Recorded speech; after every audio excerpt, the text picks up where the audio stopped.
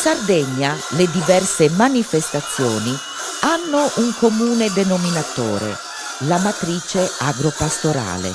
In tal senso, i vari carnevali sardi ripropongono l'atavica lotta dell'uomo con la natura, intesa come forza magica con cui l'essere umano deve necessariamente confrontarsi per garantire la sopravvivenza delle comunità.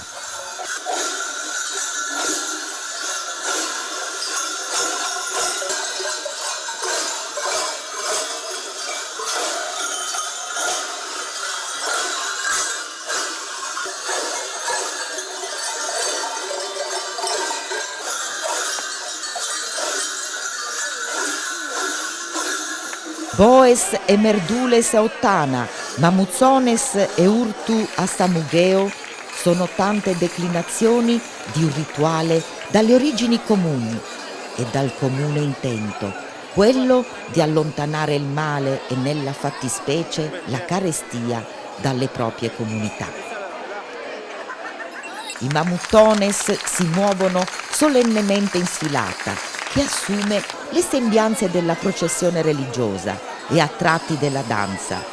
In numero di 12 come i mesi dell'anno, vestiti di pelli ovine, camminano in 2 file parallele con un passo ritmato che fa risuonare la pesante sonagliera di campanacci sulle loro spalle.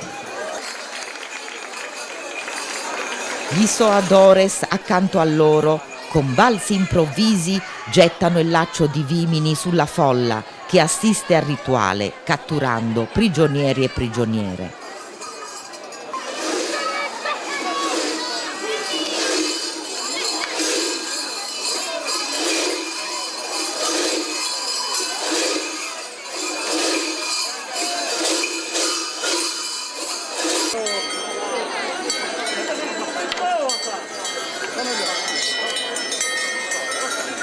La maschera tipica orotellese è quella dei turpos, ossia i ciechi. Essi si aggirano per il paese vestiti con un lungo gabano di orbace nero che cela con un cappuccio persino il volto annerito di fuliggine. Legati in coppia, il turpo massaio ed il turpo boe, ovvero contadino e bue, sono comandati da Suvo Yanarzu. Con balzi accorti si aggirano per le vie del paese in cerca delle loro vittime da catturare.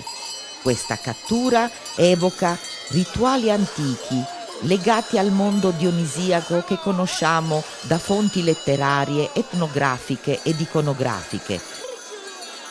Cerimoniali di propiziazione che riconducevano alla lotta del contadino contro gli elementi della natura. I boes ed i merdules di Ottana scuotono ritmicamente il pesante carico di campanacci legati sulla loro schiena. Anche il loro volto è coperto da una maschera in legno di pero selvatico che riproduce le fattezze di buoi, di contadini e di pastori deformi che avevano lo scopo di distogliere il male nella loro comunità.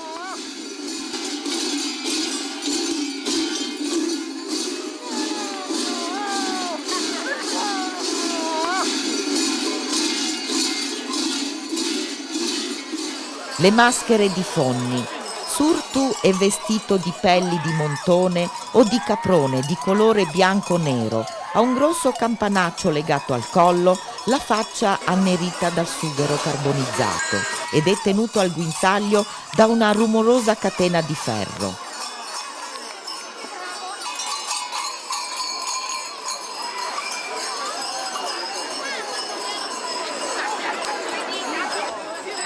Surtu, l'orso, lotta continuamente, tentando di liberarsi dalle catene, aggredendo uomini e cose che incontra sul suo cammino.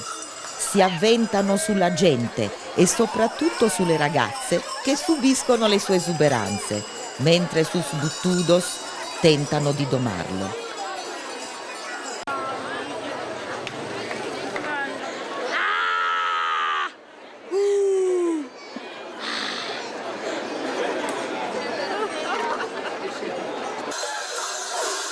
Anche le maschere di Nionelis, Soscoriolos e quelle di Busaki Su Mastinganna ripropongono gli stessi rituali.